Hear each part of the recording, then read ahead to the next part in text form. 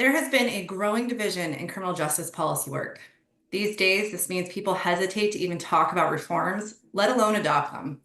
And in some cases, it's led to a shift towards stricter, tough on crime policies instead. Yet, some individuals have been able to cut through the noise and make real progress. With bold leadership and persistence, they have worked effectively to make our justice system both safer and fairer. And today, they are here to share some of their insights with you. Thank you for joining us. I'm Liesl Pettis with the R Street Institute, a nonpartisan think tank dedicated to common sense solutions that make government work smarter and more effectively. Prior to my role with R Street, I served as a prosecutor, a city councilor, and an executive director for a victim services organization, and I know how hard it can be to turn ideas into action. My experience has shown me the importance of collaboration and diverse perspectives, which is why I'm thrilled to introduce our incredible panelists for a very important discussion today. First, we have Tricia Everest. She is the Oklahoma Secretary of Public Safety, appointed by Governor Stitt. Secretary Everest focuses her efforts and time on leading initiatives designed to help people find hope and purpose by creating pathways for stronger lives.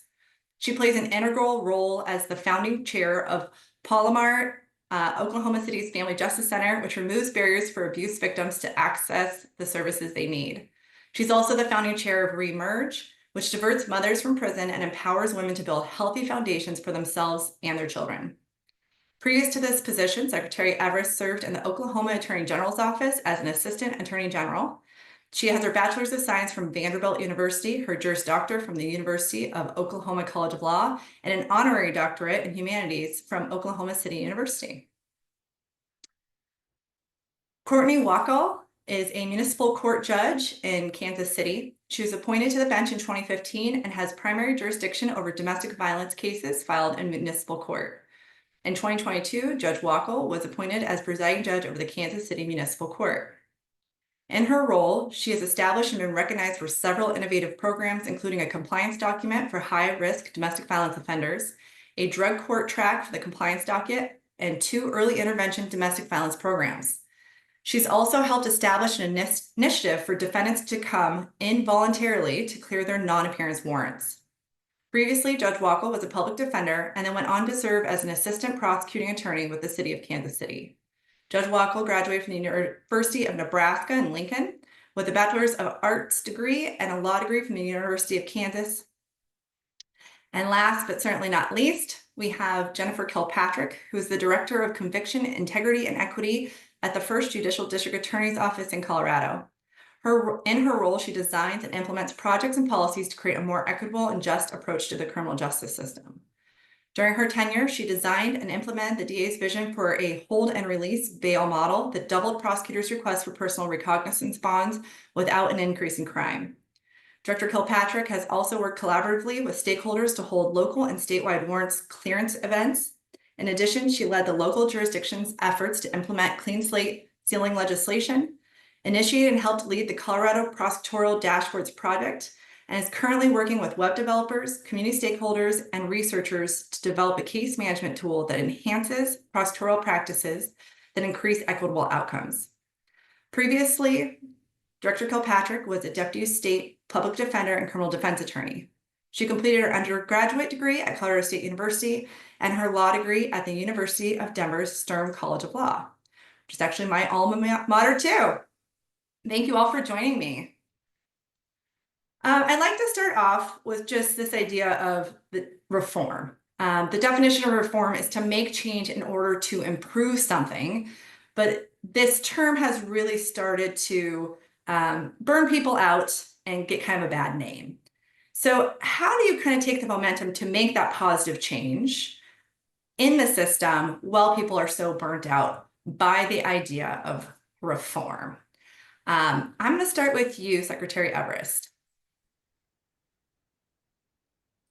Thank you very much. Thank you, R Street, and I look forward to being on this panel with the panelists because we are going to learn a lot. I'm going to learn a lot from it myself.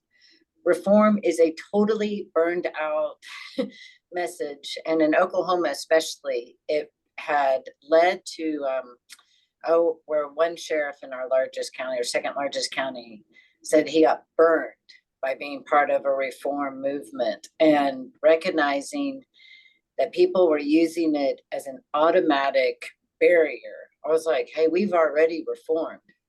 Let's just modernize what we've done and start changing that language and recognizing and get people, it's kind of like change the page, and it's made a huge difference, or change the channel, or any of those aspects have probably been one of the first and best way. The second part, and then I'll be quiet, is recognizing change. Oklahoma was #1 in incarceration of men and women for decades. And now we are almost 4th and 10th due to these efforts. So just in the last years. So kind of reminding people like, hey, we were here. And maybe you don't realize that all of these things are here. And now we're #2 in recidivism. So there, you all are doing great things. How do we take what you're doing great and make it better? Director Kilpatrick, how do you kind of keep that momentum for change among these times?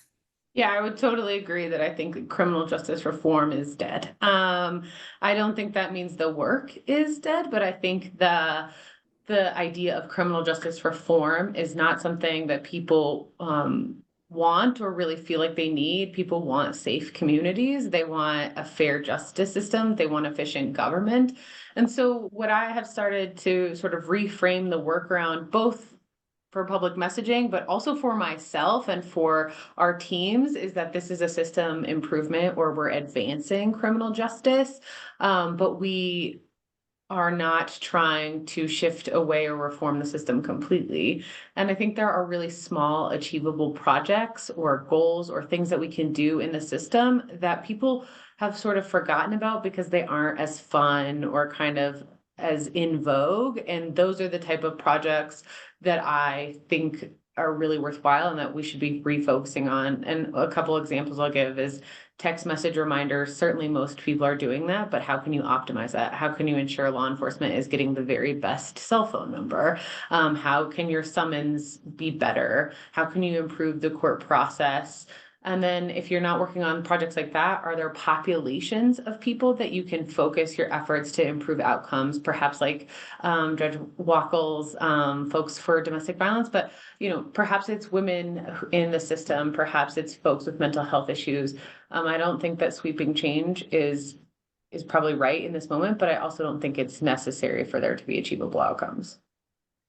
I would love to just comment. You said very quickly just how a summons is put together. And I had heard the other day just about some very small changes that can be done to a summons that greatly impacts the amount of people that show up for court, showing that those small changes can actually have huge impacts.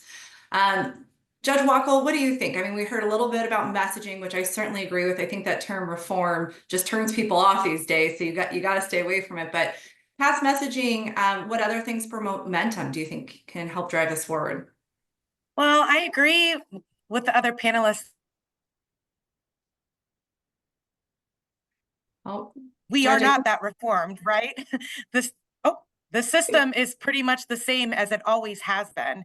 And so the work that we're here doing, that small change, right?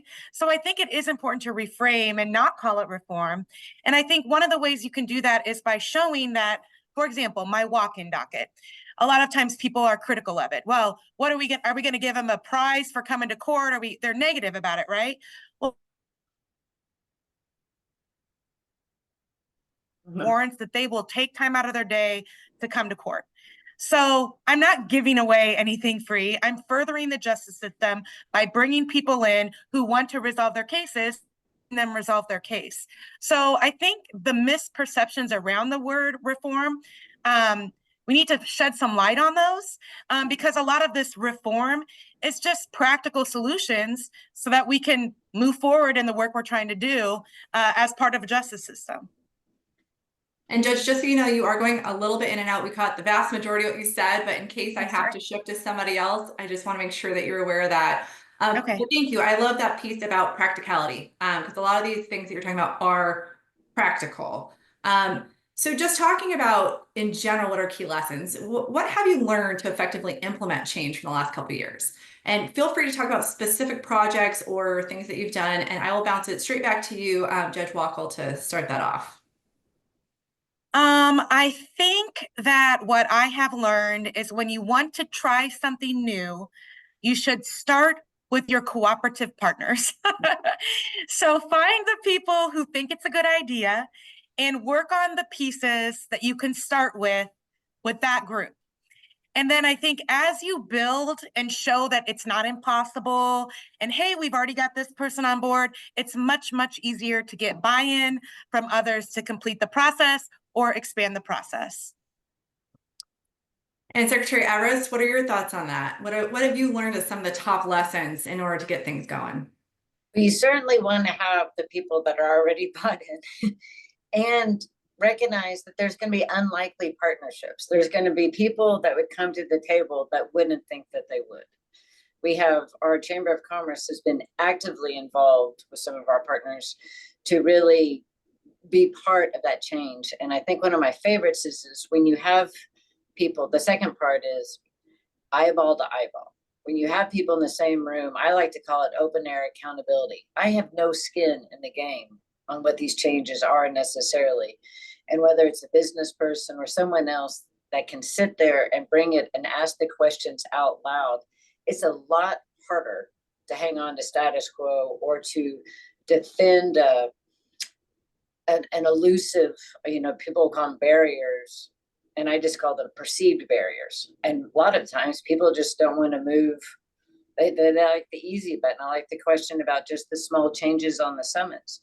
The small changes we can do can have dramatic effects, but they aren't said unless they're said out loud, and then it makes sense. So bringing people to the table, eyeball to eyeball, and those unlikely partners, because once it's said out loud, it takes away a lot of the nonsense, and we can really be very practical because the justice system is no longer sustainable the way it's been. I mean, I don't think anyone listening to this would doubt that. And so we need to be looking and recognizing new ways to do it. So bringing that part up of who are the people that are willing to go ahead and dream big and say it out there. And I really think we can get momentum that way is what I've learned. Before we go on to Director Kilpatrick, Secretary Everett, how do you feel like public safety has either become more important, less important, the same in some of these discussions around positive change in the system?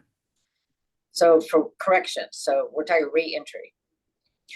I will look at companies and say that historically nationwide, we have been warehousing people, and now we collectively are getting ready, make people workforce ready. You need a workforce, we have bodies, tell us what training you need, and we become intentional.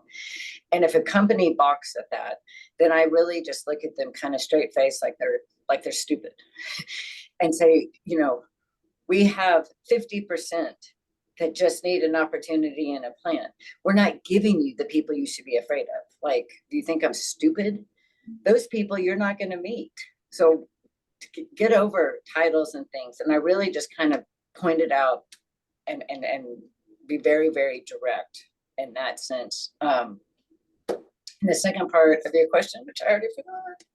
That's okay. I just found public safety, although I will say the public safety I love being on this panel, especially with the Judge Walker, also recognizing that if we were to get to a system where we're just locking up the people who are truly a danger to others, and that's the goal, and everyone else, because we destroy lives just one night in jail. And I would use the precursor that there are some dangerous persons, or when we look at public safety, I was like, well, mass shooters, cop killers are also related to predominantly have a history of domestic violence or some type of danger. So let's be more intentional about how we relate what could be predictors and really start focusing on the most dangerous as we system out and really streamline the system. And I love what you said about the jobs. I just finished up a piece about repeat offenders. And one of the biggest indicators to determine if somebody is going to go back to criminality is whether or not they have a job, right? And so it's very important to make sure that they have that connection. Director Kilpatrick, what have you learned over the last couple of years? You've done some pretty incredible projects. So what have you learned to kind of create that effectiveness and implement that change? I think two things. The first is to have brave and bold leadership, whether that's you or whether you work for someone who is in that space. Quite candidly, I've been very fortunate to work for my elected district attorney who really lives into this motto of the ideas are for doing. So if I go to her and say, I've got this idea, and sometimes they're a little harebrained, she'll be like, yeah, go do it. And then the expectation is that it's done. And so if you're in a position of leadership, once we say we're going to do something, we get it done. And I think the folks that work for me know that that is true. Sometimes that's not super fun. But I think that it's just being that brave and bold leader. And then quite candidly, it's just getting it done. I think so oftentimes we plan things, we have a bunch of meetings, we're on a 6-month timeline when some of these things can happen tomorrow if we just go down and take a little bit of effort. And so what I have really learned is that I'm not doing a 6-month or even a 6-week meeting schedule. If we cannot launch a project on a single Word, like a 1-page Word document and 3 meetings, then this is a problem. And so for me, I just try to make a list. What are the 5 things that we're going to do? Can we get this done? Who do I have to go? And then hold folks accountable to get those items back to the next meeting. And I think that's how we have been able to move things. And also, right, I have a very effective team of a data analyst. I've worked with diversion officers who are very quick, fast movers. So I think surrounding yourself with people who are equally motivated, because sometimes you're going to get a moment. And if you don't take that moment, it will not get done. I love the idea of just like getting it done. We've all been, put onto a task force, a coalition, or a committee, and then a year later, we're still doing monthly meetings that are unproductive, and we don't know why we're there, and you lose the momentum. So, Judge Wackel, how do you push through being stuck? When you have a good idea and maybe even the buy-in, but you're just stuck in actually getting it to fruition. And whether or not it's you or an entire group or getting others unstuck, try and loop that all together. Yeah, I completely agree with the meetings. Nothing can kill a great idea more than unproductive meetings. You might have the buy-in and you go to a meeting, and if it's not run efficiently, half of the people that were there will be gone. So I think to your point about if you lose the momentum, how do you stick with it? I think a bold leader, whether it's you or somebody, you've got to be doing the work. You've got to be showing your team, I care about this so much. I'm not just going to delegate, I'm going to do the work. And so if something kind of gets off track and you recognize, okay, I think we need these pieces, maybe take a break, reassess what's needed, get a little bit more legwork done. And when you bring the parties back to the table, be like, okay, these are the things I've gotten done so that we can be on track with this idea. But show your team that you're involved in the process too, that you're committed, that you're as passionate about it because you believe in the project. And then I also think that sometimes you do need to pivot and just, I know we probably all have lots of projects going on, right? So sometimes the timing of one might not be right.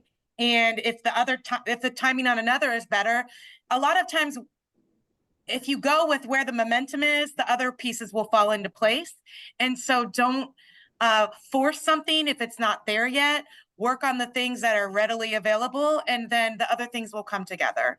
Because I think we kind of all have similar missions to make the legal system more efficient, to make it more productive, to improve public safety by focusing the efforts that we need to focus there, and the people that we don't need to focus there, getting them out into the workforce and being productive. So if those are the end games, there's endless projects, and they're just kind of ripe at different times.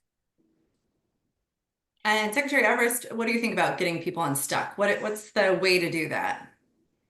So there's some individuals that just are going to dig their feet in for whatever reason. And sometimes I'll admit that they have shocked me when they are absolutely don't even want to be participating. And so I've learned the great line of just saying, thank you for your candor. I don't believe we ever need to talk again.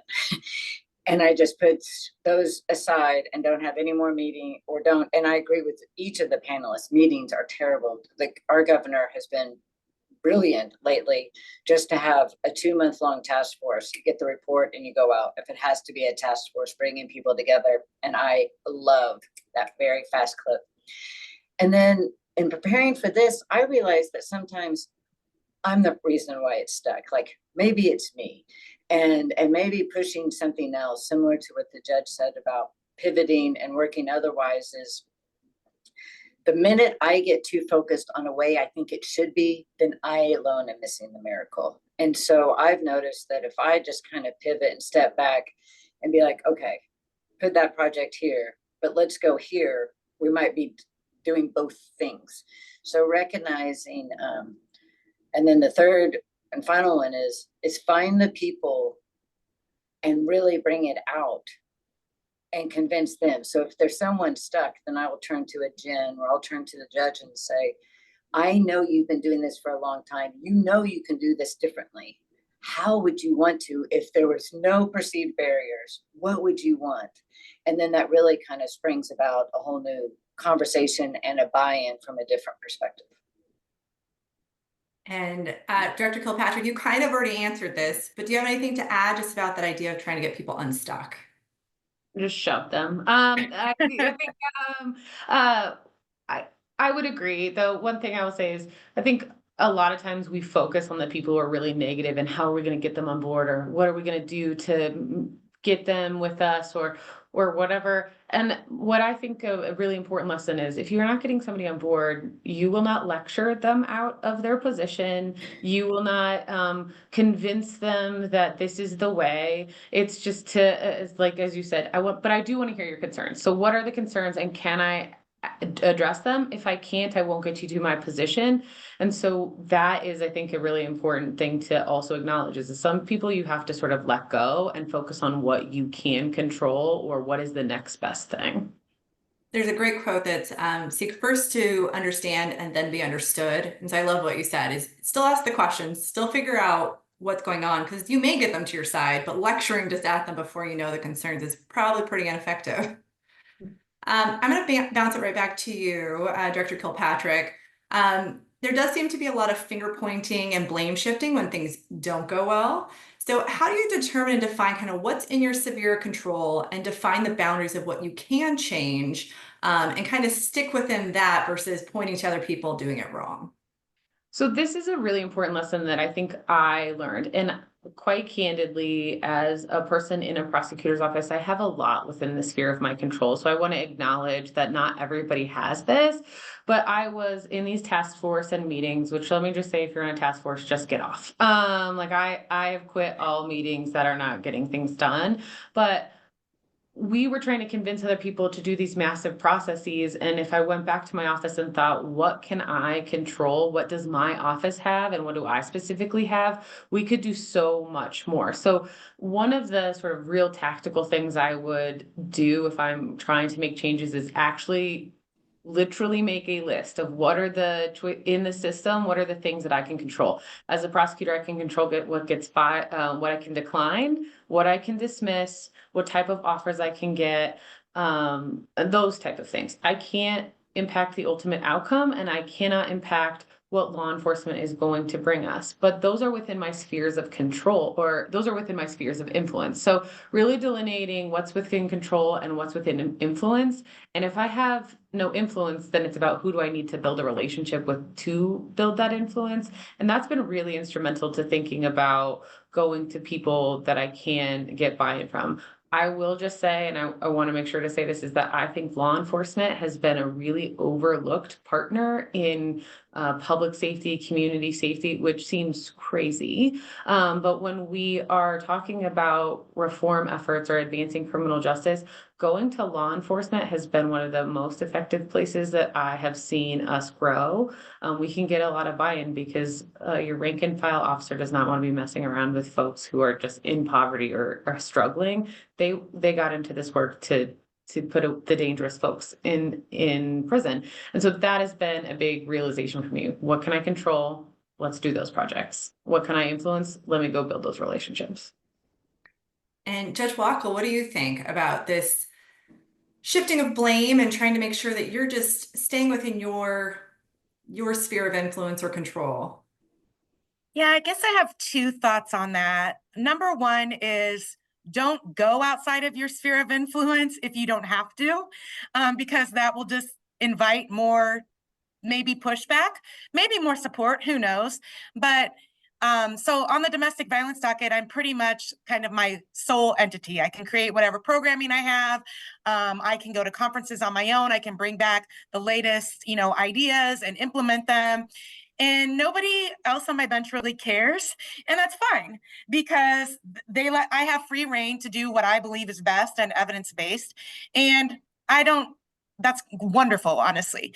There are some other things that I do need the other judges to buy in as presiding judge when I'm trying to change local court rules or policies. And when we created our walk-in dockets for warrant relief, there was definitely pushback from some of my colleagues. They're in the reform camp. Reform is bad. And so two things, I think, number one, make it practical. Like, for example, at the start of my walk-in docket, I make like a welcoming speech, like I appreciate you being here to resolve your warrants. I value your time. And my colleagues were like, no way. But I was like, you wouldn't believe how nice every single person on my docket is when I take 2 minutes to say those words at the beginning of the docket. And that was enough to get them to try it and to stick with it. And then also, I think a lot of what I'm trying to do meets what our city council is trying to do. So if my bench is pushing back, but the city council is in support of it, the bench usually comes around. So if there's an outside influence that matters to the people who don't want to come around, you might want to see if you can get them on board and have them help persuade. Secretary Everest, what are your thoughts about what you have in your control and what's been happening recently with shifting blame? In my role now, I'll tell people that it's like a 6-lane highway, but it's my highway. Like, this is my lane, and I've worked with diversion, and I've worked upstream, and I've worked outside. But right now, let's say just with corrections, I won't get into the prosecutorial or just looking at corrections right now. And being able to recognize and have faith that, and not try to be everything, and have faith that all those programs are going the way that they're supposed to, or that the judge Wackel and those things are happening. And so how do you prepare really changing in my lane is almost a concentration of recognizing great programs like the one that we're doing right now in our street, and all the very smart think tanks and academics. But if we don't change the culture from within some of these systems, then they might go without. Like, if we're not preparing people inside corrections for all the great positive ways outside, then we're failing, and we're going to be able to fall back, and the blame kind of comes back on that. So instead of the blame game, I lead by example of just saying, I can own this part, and this is the part. And so tell me where you are in this sector, because I had a lot of individuals that could be really frustrated if they weren't a bigger part. I don't know, but it's who has the best idea sometimes gets a little rubby, but we all have different ideas. And I will add, especially on this panel, that we are all attorneys, and that's been a phenomenal thing to remember, that stepping outside of a lane makes me very liable for things that I don't want to have anything to be liable about. So really recognizing, owning my lane. I don't even know if it's a blame thing, but own the lane, and then try to have others recognize maybe their part. So we've done a lot of talk about kind of what you can do within other partners and key stakeholders, but I'd like to kind of move outside of that sphere now. So I recently was on a panel talking about public safety and community perception. And I will tell you that room was packed because I think a lot of people are dealing with this community perception that may be very different than the numbers and data that you all have in front of you. So I'd like to ask you guys, what role does public perception and media coverage play in shaping criminal justice policy? And how do we cut through that noise to drive meaningful change? And feel free to comment on whether or not the perception and reality are matching up, although I will say perception oftentimes is reality for your community. But I'd really like to go more into that external influencers of what we're trying to work on. And I will start, let's go right back to you, Secretary Everest. Thank you. So I have two examples. Well, first and foremost, be friends with the media. Work with the media. Be congenial, talk to them, respond to them of that which you know to be true. and invite, because they will be the best example of telling the story that you want. So that's one side. When as my role of Secretary of Public Safety and being what I call the state's chief law enforcement officer and cheerleader, after the defund police and whatnot, there were obviously tensions that go still throughout the country. But in Oklahoma, one of the things that we did to help combat public perception is we really zeroed in on the law enforcement. I mean, unlawful use of force is like people who are traditionally have unaddressed trauma. Cumulative trauma has built up, it went unaddressed, and you do have some knuckleheads that will take out. But we recognized in Oklahoma that if we support the blue, and then we created the Oklahoma First Responders Wellness Division. So we have a peer-based, very accessible, and really change the mold that we want to care for the mind, body, and spirit, and the wellness, kind of like that wellness court of our law enforcement, our agents, our inspectors, our investigators, our first responders, however that might be. And judges have come up now and been like, well, hey, what about me? You know, we see normalizing these cases, domestic violence or child abuse, and whoever goes and asks the judge, how can we talk? So recognizing with the media to change perception, we really have been changing that culture in those two ways. Second one, I was part of taking over our largest county's detention center.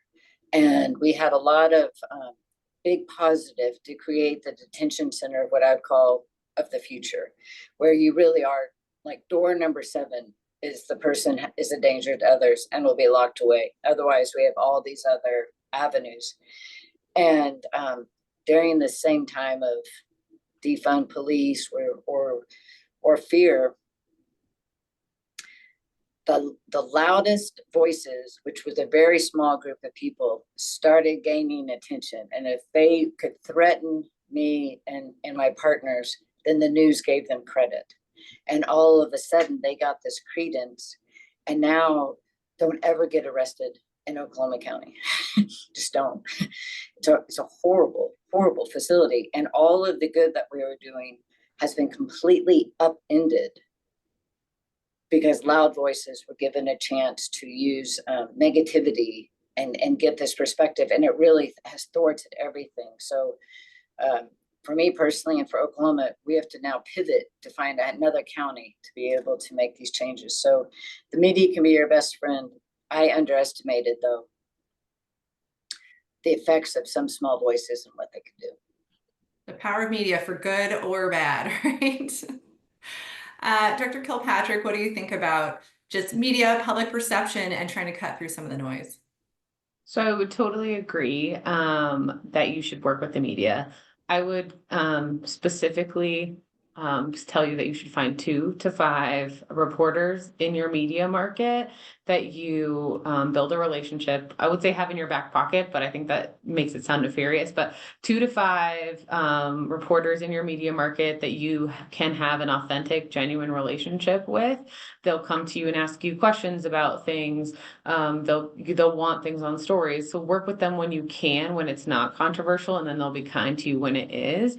The other thing, it helps to build those relationships with reporters so that you can get the message the way that it should be. Not because it's a spin, not because you're trying to get an angle, but because they need all of the information. Reporters are not experts in criminal justice. They generally know a lot about it, we had an opportunity to work with someone from our local CPR or NPR radio station. They were, a man had gotten out on a PR bond, and of course he killed someone. Well, what we were able to do with that story is give him enough data, enough information, and the story became less about PR bonds are dangerous and more about that it's broken on both ends, was the title of that story. And so we gave him enough media perspective. The other thing I'll say is the media market and the stories, they usually have a pretty quick turnaround. You'll get a story, it'll be over 5 days later, nothing really matters.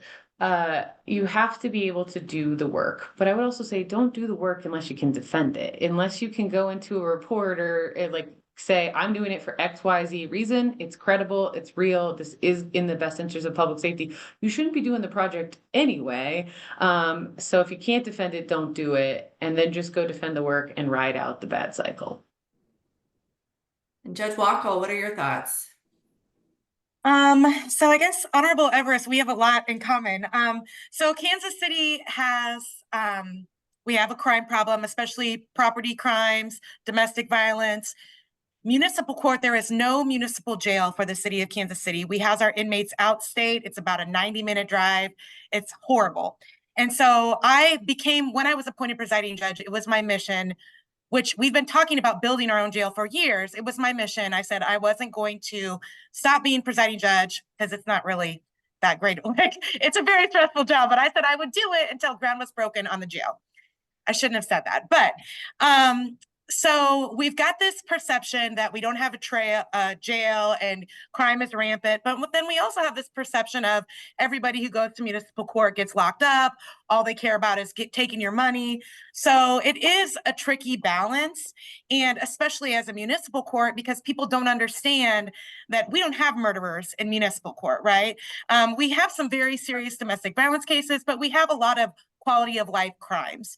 So really, if we want to combat this public perception of what's going on here, we're going to have to do more than just media. We're going to have to do community engagement. And so we've been trying to go for the jail. Each city council person had a meeting in their district to talk about the need to pass a bond to build the jail. And I went to them and I told them about the type of jail that the municipal court needs and what type of inmates are held in there and what the average length of stay is. And it's just about educating people and kind of walking the talk, right? Like, go out and show people, like, I'm not just saying these things. These are programs that we're doing in our court to make a difference and to give people resources so they're not committing these crimes in your community anymore.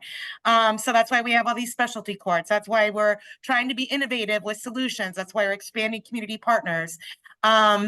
We have a community resource fair in our courthouse where all of our community partners that we work with as a court set up a booth in our courthouse. If you come to court, you don't have to have a case. You can just see what are the housing resources that the court has. So we're really trying to change that perception. Talk about our walk-in dockets because we're a huge court. I have about 200 domestic violence cases per day, Monday through Friday on my dockets. We need to get these cases done. And people hiding from us when we don't have a jail and we don't have enough officers is not doing anybody any good. So I just think I agree completely.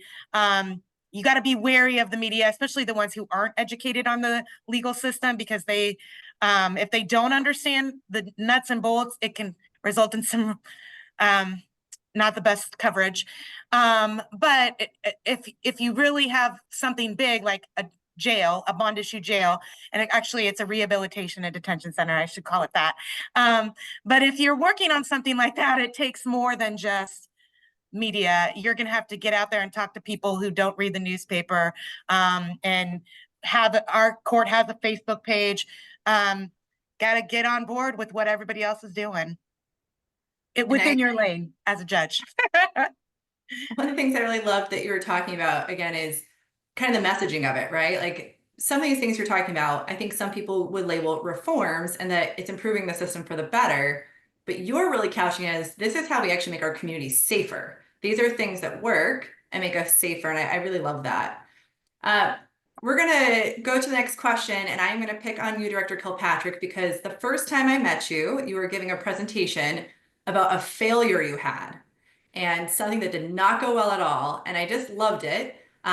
Spoiler alert, you learned a lot and ended up doing a great job with the project anyway. So I would love to kind of turn into that idea of what failures have you seen when trying to make progress, and how did you learn from them, and how can you kind of help others see that sometimes it's good to take risks, learn from them, and try again. But Director Kilpatrick, I'll start with you.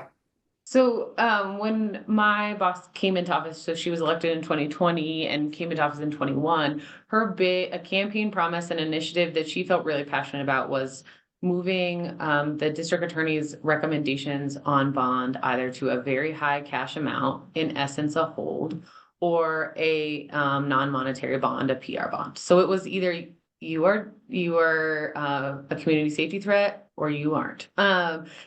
So we begin this project. I do all of this research. I spend hours of my life online. I look at every piece of article, everything. I'm talking to people who know a lot about this. I develop this crazy matrix about what cases got the PR bond and what cases get the hold. We go and talk to all of these people. And as we start talking about it, everyone hates it. Literally everybody hates it. The court is like, this is the dumbest thing I've ever heard of. There's no middle ground. I would never do this. The jail is on board because they at the time have a very innovative guy, and they're like, do whatever you want to do. Pretrial services tells us whatever. They probably can't change their forms, but they will begin to collect demographic information for us. So they will ask people when they hit the jail, what is their race or ethnicity. So that was like a win. The PDs wanted to light me on fire. These people are also my former coworkers at the time, so that was like tough emotionally. And then our own staff felt really uncomfortable doing it. We pushed through. At one point we go to a meeting with the judges, and a colleague of mine says, well, you can't really tell us what we can or can't ask for. And that was the end of the meeting. And it was a good realization. We can do whatever we want. You don't have to go along with it. So we begin it immediately. It was crazy. It worked. And we start seeing PR bonds really significantly increase. And it was great. We do a long-term kind of review of these cases. No one is really getting out and committing serious crimes. It's all working out seemingly on that front, in spite of the discomfort with my staff. But then we dig into it and we realize we are increasing racial disparity at a wild rate that is, quite frankly, unacceptable. And we have increased the jail population in spite of our massive efforts. And so what we did is we went back to the drawing board. We talked to our folks. We kind of got to a place where on these tough cases where they're not really a public safety risk, but we know they'll never come back to court and they have so much instability. What we began asking for were lower level cash amounts. So we didn't return to bondsmen being the answer, but we returned to low monetary amounts. And over the course of the last couple of years, or really the last year, we've seen that improve. We've seen buy-in from our lawyers because they feel better about the work that we're doing. We see a little bit more buy-in from the court, and we are seeing better racial disparity and a lower jail population. Now, I don't think we can take credit for the jail population. I think that's a variety of things happening. But ultimately, it got us to a place where we were doing the work, and it's gotten a lot better. Thank you. I'm sure you love just having to tell your failure over and over again. I'm like, I will say the other thing I would just add is that was the first project I took on in this role, and I've grown a lot in the last 4 years, but it was a learning lesson that if you're going to do system change, you've got to be a little bit more strategic in how you approach it. I was just silly and thought everybody would get on board, and I didn't understand how much resistance there would be. I think 4 years in and a lot of being a little jaded has helped. And I think we would have better results had I had that experience. And I think I personally could say that the people I have found to be the most effective are people who have had failures, because they do push, they are actionable, and then they learn and redevelop them into something better. And so we'll go to you next, Judge Wackel. What failures have you had that you want to share with everybody, and how did you learn from them and actually make it better? I guess most of I don't know if they would be called failures. They would just be like projects that didn't take off. Like, and you could call them failures, but it maybe just wasn't a good idea, right? Kind of like Jennifer was saying, you get this idea and you're like, this will be so great. And then people push back and you're like, oh, they're just, they don't understand the truth. And then sometimes they're right? So I don't know. I'm trying to think of some off the top of the head, because the walk-in dockets were, I think we have them, and I think we have one blanket rule that if people come in for a walk-in docket, you can't put them in jail. So everybody got on board for that. So we've always had walk-in dockets, but sometimes people would come in and they would get put in jail, and then everybody would walk, like the walk-in docket, everybody would just leave, and because they were afraid. So we made a promise that we wouldn't put anybody in jail on the walk-in, and everybody was on board with that. But the judges said, well, we're still not going to set aside everybody's warrants. So while I am very liberal with setting aside warrants, some of the other judges are like, no, you're going to have to post bond on this, or you should talk to an attorney, and so it didn't work the way I envisioned it to work, right? But we aren't putting people in jail. So that public perception of that if you go to court, you're going to get locked up is getting so much better. And so that's good. And the judges have their autonomy about this. If they don't want to be as reformative as I am, that's okay. And we're still meeting our public perception goals. So it's really hard when you're working with judges. That is the thing, that we do have autonomy, and we do, we are put in this position. A lot of people, they have a lot of pride in their judicial philosophy, and we are put in this position for a reason. And so I got an agreement for that one thing, and they work kind of differently. And I think maybe mine's a little more busy than the others, but I think it still was effective. I think that ability to come to the middle on some of those things actually can be some of the most effective work. Or again, it may not be 100% what you're thinking, but you still did a lot of good by allowing some of that push and pull there, I guess. Secretary Everest, I'm going to change the question a little bit, because you're right, they shouldn't all be labeled failures, but what learning opportunities have you had when something didn't quite go your way that you were hoping would, and how did that kind of strengthen you going forward? First off, I absolutely love this panel, so thank you. I knew that I would be learning a lot and finding new friends. I recognize, I'll go back to when Governor Stitt first appointed me. I was over criminal justice in 2019, and we had this large task force where we brought the state leaders of the courts, mental health, juvenile affairs, child services, just a senator, a representative, sheriff, and we went hardcore we went into prisons, we went into juvenile centers, and really did a listening. And I thought that 6 months in depth of really doing nothing more, instead of being the experts in the room, that the experts would actually listen to the people who are affecting. And we really gathered quite a pipeline of who's in prison and how we could have helped them when they were 5 and diverted or recognized the traumas that happened then before activity came out. And where I would say that I failed is we didn't have any legislation, because there wasn't anything. I don't personally believe that people should be tweaking legislation to create change. I'm a pilot person. Let's see what we can do. If it works and it needs to be codified, great. But if it's not, like, we need to create wellness courts, let's do the wellness courts and see where it evolves. And then again, once it works, codify it if it has to be codified. And I failed not recognizing how important it is to give a tidbit for the legislature to be a part of. Because we have groups like R Street, we have all these different think tanks, all these different mindsets that we could have buy-in if they have something to hang on to themselves. And cultural change and public-private partnerships don't necessarily work that way. Now, I'm going to switch the failure and to really say that it still plants seeds and opportunities. So my instant gratification, or my wish list of what I thought we needed, has grown out. So we went back in that 2019, 2020, the governor wanted us to have a seminary well, we're in the third year of an accredited campus behind one of our men's prisons now. So it didn't happen when I thought it should, and I thought I was a total failure. But it did happen 4 or 5 years later, or 3 years later, and we're seeing the fruits of it. And so I've come to learn that even in what might be a failure is really planting significant seeds.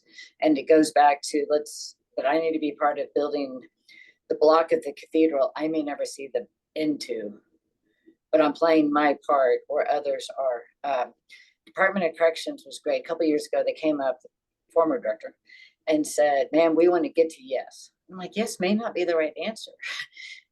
Let's get to better. But if we don't try to get to yes, we won't find out what might be better if we don't say it out loud. So failure is really seeds and opportunity growing. It's my perception of when it should happen, and to give a bit to each part that they can hang on to and let their seed grow as well. I love that. This is our last structured question. So if people attending want to put in questions, please feel free to use the question and answer bar or the chat bar, and I can read those out. So for this last question, one of you has already mentioned kind of the haters, and a lot of times they can be the loudest voices, but not always the biggest voices, but it's hard to tell which those are. So I want to talk about when there is very loud voices, how do you kind of work with that? And then also just any other thoughts you've had, maybe something you wanted to comment on that you didn't get to before, as we kind of make this our last question. So I will start with you, Judge Wackel, and then we'll see if we have any questions from our attendees. I guess this also goes to, it's back on the building the jail issue. When we were doing this community engagement, there was a local group that was very opposed to incarceration at all. And they did not want the city to have a jail. And kind of like what Honorable Everett was talking about earlier, they they packed every meeting. Like, they made it seem like everyone on the planet hated jail and we were crazy for wanting a jail for Kansas City. And so it got frustrating. I think the first time, so we had, I think I went to 7 different districts. And the first time I was like, well, that was so unexpected, right? I'm like, where did that come from? But then by the 7th one, it was exactly the same. And at first I was very frustrated. And then as the meetings went on, you could tell that people who thought like me, they were also in the meeting. They weren't as loud, but they got frustrated too. And so the effect of that message, not that the message is bad, a lot of people have that opinion, but the way that they delivered it by packing these rooms and standing up and monopolizing the conversation, it diminished their cause. And so I didn't need to really sweat the big loud voices, because they kind of diminish themselves, and the other people in the room were like, oh, they would come up to you afterwards, I really liked what you said about that. And so I feel like it's important to listen. I don't think you should ever diminish other people's opinions. That doesn't really get you anywhere. It's important to acknowledge. And then just don't get shook by people. The biggest voice isn't necessarily the voice that's going to tank your project. Secretary Everest, if you could respond as well, and again, if you want to add anything else from, as you've been listening that you'd like to add as well. Well, on what Judge Watchell just said, 2 things. When people got their voices louder and louder, it's my belief, one, it was never about me or what we were doing, but they don't really recognize what they're fighting for anymore, because it becomes just a sense of acting out. So finding those haters, I would take some of the loud ones, and literally one time we met like in a shady bar around town. I was like, you choose where you want to meet, but we need to just meet offline, one-on-one. Bring someone with you.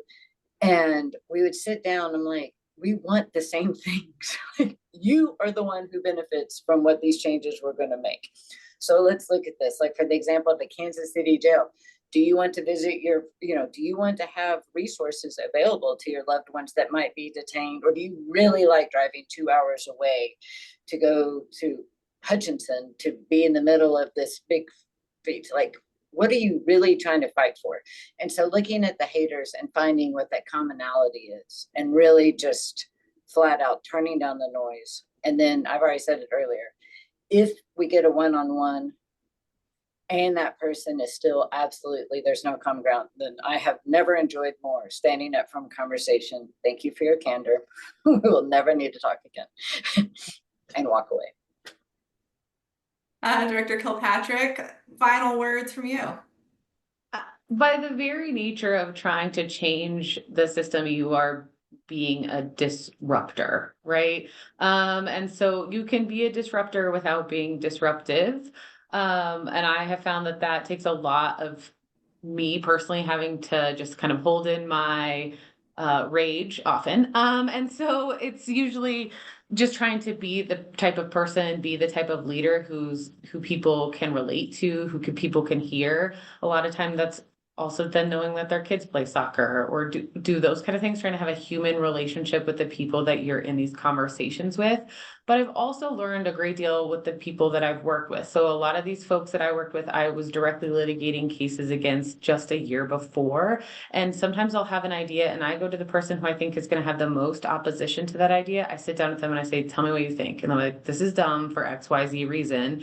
And generally that gives me a litmus test of, can I actually get this through? What can I learn from their feedback? How can we tweak this? And at this point, that person knows that he is my sort of sounding board. And I come back to him and say, okay, now do you think this is what we're doing? It's a really difficult work to change systems that have been in place for decades and decades and decades, and that no one is that unhappy with, except usually the customers, which are defendants and victims. And so by the very nature of you doing this, it's going to be tough. How you deal with that interpersonally, you got to get right with your own therapist about, but I just try to think of it as building consensus or learning a lot of lessons along the way. I think that is all solid advice. We only have 2 minutes left. I do see one question here, but it is quite long and complex, and it's for a specific panelist, so I will email that to you afterwards in case we're able to get out an answer on that. I am going to put my email in the chat bar. If anybody wants to reach out for more information, if you want to be connected to one of our panelists specifically, please reach out to me and I will try and make that introduction for you.